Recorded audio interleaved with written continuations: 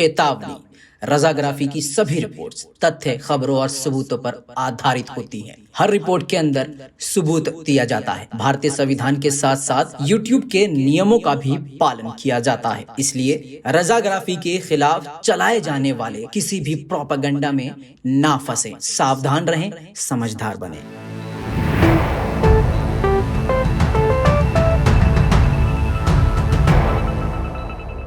सलाम, नमस्ते, सत श्री अकाल। मैं हूं रजा और आप देख रहे हैं दोस्तों रजाग्राफी। पाकिस्तान को तालिबान का जोरदार तमाचा। जी हां दोस्तों, बिल्कुल आपने सही सुना। ज्यादा वक्त ना लेते हुए आपको यह बता दूं कि इस रिपोर्ट में आपको बहुत बड़े अपडेट मिलने वाले हैं। सारे अपडेट मैं आपको थंबनेल पर या टेक्स्ट में नहीं लिख के बता सकता हूं, इसलिए हमारी हर रिपोर्ट को पूरा देखा करिए। इस रिपोर्ट के अंदर आपको बड़ी से बड़ी अपडेट मिलने वाली है और इस रिपोर्ट की सबसे बड़ी खबर यह है कि पाकिस्तान को अब तक का सबसे बड़ा झटका दिया है तालिबान ने। जी हां दोस्तों, एक्सपर्ट पहले ही इस बात को कह चुके थे, भारतीय एक्सपर्ट भी इस बात को पहले ही कह चुके थे कि खुद तालिबान भी पाकिस्तान के लिए खतरा है। आपको याद दिला देना चाहता हूं कि इस बात का भी मैंने ही आपको अपडेट दिया था। मैंने आपको ये रिपोर्ट दिखाई थी, बताया था कि बॉर्डर पर तालिबान ने पाकिस्तान के बॉर्डर पर पाकिस्तानियों का मजाक उड़ाते हुए कहा था कि अगला नंबर तुम्हारा।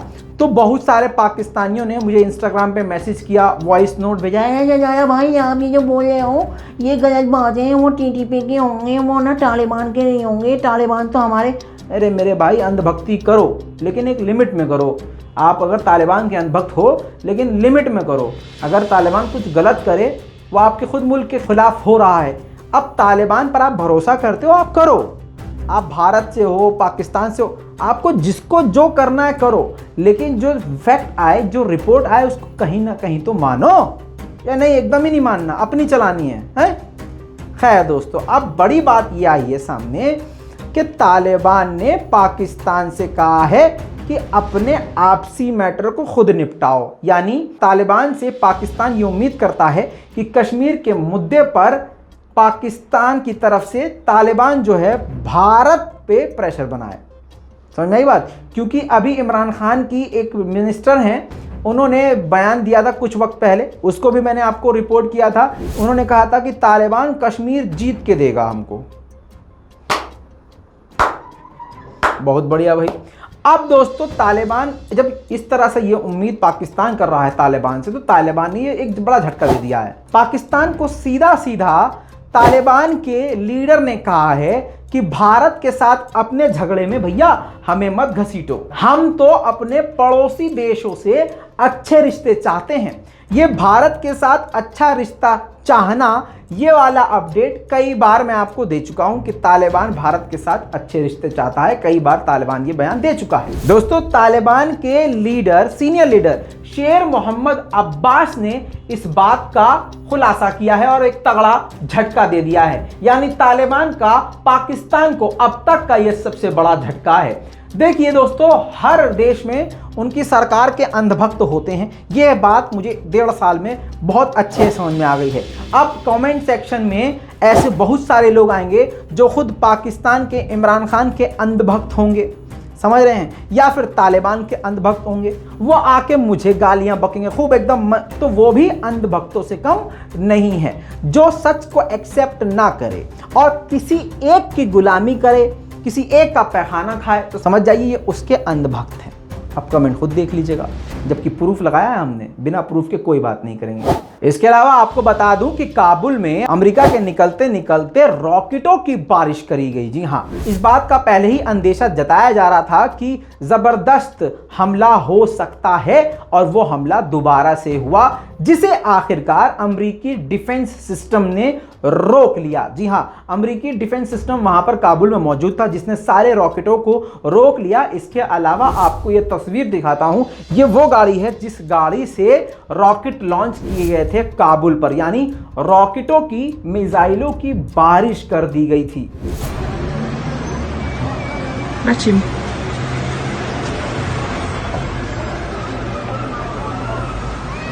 दोस्तों, दूसरी तरफ पाकिस्तान के एनएसए ने ऐसी बात कर दी है कि अब क्या ही कहें। हालांकि पाकिस्तान अपने आप को शांतिपूर्व मुल्क बताता है और कहता है कि भैया हम तो लड़ाई झगड़े से दूर रहते हैं। ऐसे में पाकिस्तान के NSA मोईद यूसुफ का बड़ा बयान आया है। उन्होंने पूरी दुनिया को धमकी दे दी है। पाकिस्तान लगातार इस बात की कोशिश कर रहा है, बल्कि विदेश मंत्री कभी ईरान, कभी तुर्कमेनिस्तान, कभी तुर्की, कभी यहाँ, कभी वहाँ, कभी तजाकिस्तान जा रहे हैं कि किसी भी तरह से तालिबान को मान्यता मिल जाए। ऐसे में पाकिस्तान के NSA मोईद यूसुफ का यह कहना क्या खुली धमकी है कि अगर तालिबान को मान्यता नहीं दी गई तो 9/11 वाले हमले के लिए दोबारा से दुनिया को तैयार होना पड़ेगा। दूसरी तरफ अमेरिका ने भी हार तालिबान के सामने मान ली है। अमेरिका ने ऐलान करके बता दिया है कि अब अफगानिस्तान में सिर्फ और सिर्फ उसके 300 सैनिक मौजूद हैं, जो कि 31 अगस्त से पहले वहां से निकल जाएंगे। दोस्तों, इसी के साथ अब वो वीडियो सामने आ गया है जिसका मजाक सारी दुनिया बना रही है और फ्री स्पीच के नाम पर मजाक बताया जा रहा है। आपकी स्क्रीन पर जो वीडियो नज़र आ रही है, इसमें देखिए एक अफगानिस्तान के एंकर हैं जिनके आगे पीछे जो है तालिबानी लोग हथियारबंद मौजूद हैं। अब सारी दुनिया में ये मजाक उड़ाया जा रहा है कि ज़रा सोच के देखिए कि क्या ये पत्रकार फ्री स्पीच का इस्तेमाल कर सकता है, क्या ये खुलकर वो बात बोल सकता है जो ये बोलना चाहता है, क्योंकि अगर ये ऐसी वैसी बात बोल देगा तो तालिबान सीधा इसका भेजा ही उड़ा देंगे।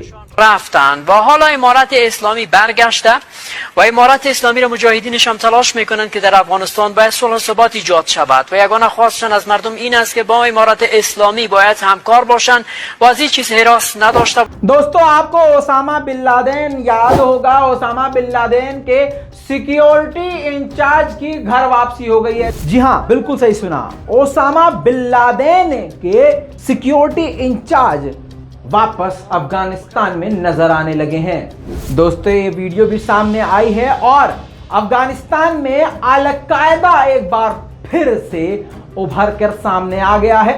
अब तालिबान के सपोर्टर्स को यह भी टेंशन हो गई है, जो कि अल-कायदा को सपोर्ट नहीं करते हैं। अल-कायदा पूरी तरह से ऑब्वियसली आतंकी संगठन है और उसके लीडर्स का अब खुलकर, यानी जेन्युइन भाषा में कहूँ, सिंपल भाषा में, तो अपने बिलों से बाहर आ जाना इस बात की दलील है कि अफ़गानिस्तान में अब बड़े बड़े इस तरह के संगठन जो आतंकी संगठन माने जाते हैं और अमेरिका के द्वारा जिन्हें आतंकी घोषित किया गया है, वो अब निकल कर सामने आ रहे हैं, जो कि सारी दुनिया के लिए कहा जा रहा है खतरे की घंटी है। जी हाँ दोस्तों, डॉक्टर अमीनुल हक नाम बताया गया है ओसामा बिन लादेन के सिक्योरिटी इंचार्ज का, जो अब खुलकर दुनिया के सामने अफगानिस्तान में आ गए हैं। इसके अलावा आपको ये तस्वीर दिखा दूं, काबुल के गेट अब्बे, जी हाँ, काबुल एयरपोर्ट के अब्बे गेट पर भी तालिबान ने पूरी तरह से कंट्रोल हासिल कर लिया है, यानी अमेरिका वहां से निकलना शुरू हो चुका है और कम तादाद में, जैसे मैंने आपको बताया कि 300 ही सैनिक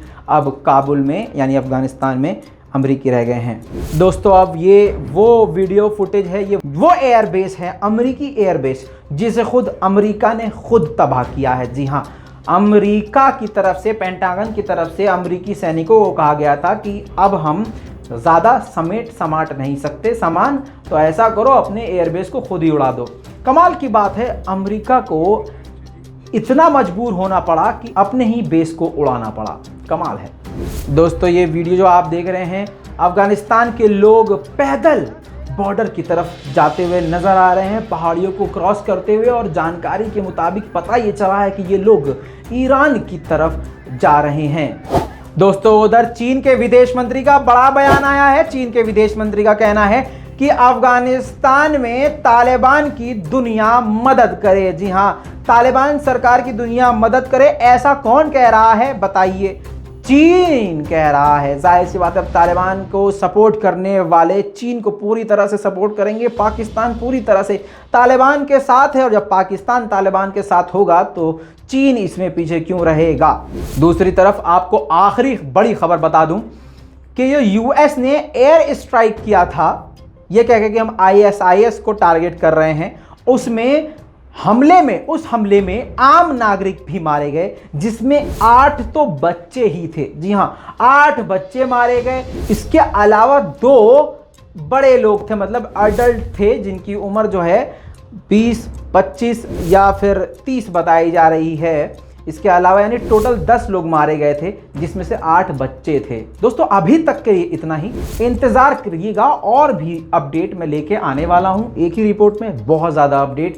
उम्मीद करता हूं अपनी राय कमेंट में देंगे और रिपोर्ट को शेयर करना नहीं भूलेंगे। मैं हूं रजा और आप देख रहे थे रजाग्राफी। जय हिंद।